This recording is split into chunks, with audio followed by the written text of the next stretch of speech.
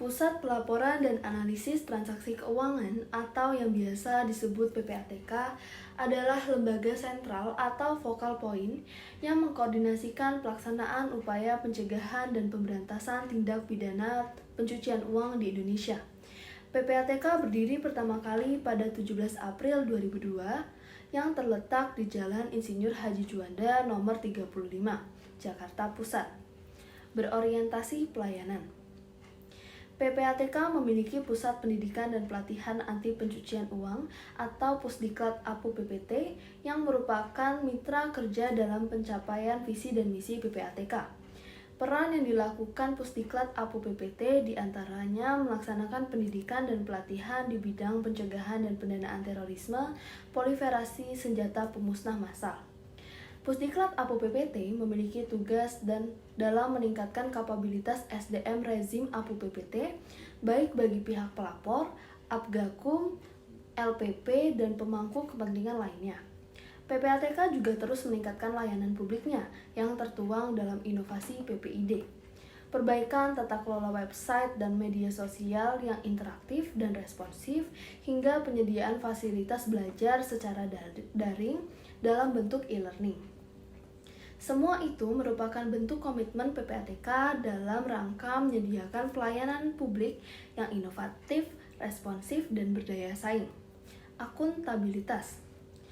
Akuntabilitas PPATK dapat dilihat dari tahun 2022 atas pengelolaan laporan keuangan yang transparan dan optimal, maka BPK memberikan penilaian opini wajar tanpa pengecualian untuk yang ke-16 kalinya secara berturut-turut sejak tahun 2006. Kompeten. Pusat Pelaporan dan Analisis Transaksi Keuangan juga berupaya meningkatkan efektivitas program anti pencucian uang dan pencegahan pendanaan terorisme melalui pengukuran indeks efektivitas program APU PPT serta memperkuat kinerja pelaporan anti pencucian uang dan pencegahan pendanaan terorisme oleh pihak pelapor melalui penyusunan Financial Integrity Rating on Money Laundering. Harmonis ditunjukkan dengan adanya sikap saling menghargai antar pegawai, apalagi antara pegawai yang memiliki latar belakang yang berbeda-beda. Selain itu, para pegawai saling membantu satu sama lain guna untuk membantu menyelesaikan pekerjaan sehingga lingkungan kantor PPATK menjadi kondusif dan suportif. Di setiap hari Senin, PPATK juga mengadakan acara di Jala atau diskusi Juanda 35 yang berisi mengenai sharing session antar pegawai. Loyal. Dalam memupuk loyalitas pegawai, PPATK melakukan kegiatan yang menanamkan rasa nasionalisme, cinta tanah air bangsa dan negara, seperti upacara yang mewujudkan kantor dengan zona integritas menuju wilayah bebas korupsi dan wilayah birokrasi bersih dan melayani. Selanjutnya adalah adaptif.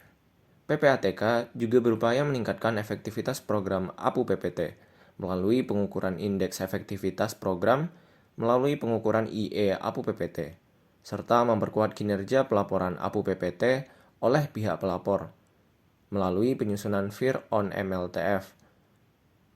PPATK juga memperkuat basis data Political Exposed Person atau PEP guna percepatan memberi informasi terkait fit and proper penyelenggara negara.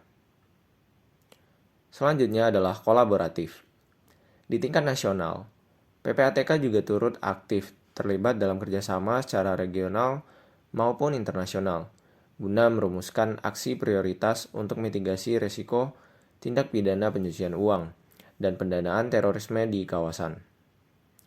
Guna mendukung Indonesia sebagai anggota penuh Organisasi Financial Action Task Force on Money Laundering atau FATF, PPATK juga terus mengoptimalkan upaya koordinasi nasional pencegahan dan pemberantasan tindak pidana pencucian uang, serta menyusun dan mengkoordinasikan pelaksanaan strategi nasional dan pemberantasan tindak pidana pencucian uang dan tindak pidana terorisme periode tahun 2020 sampai tahun 2024.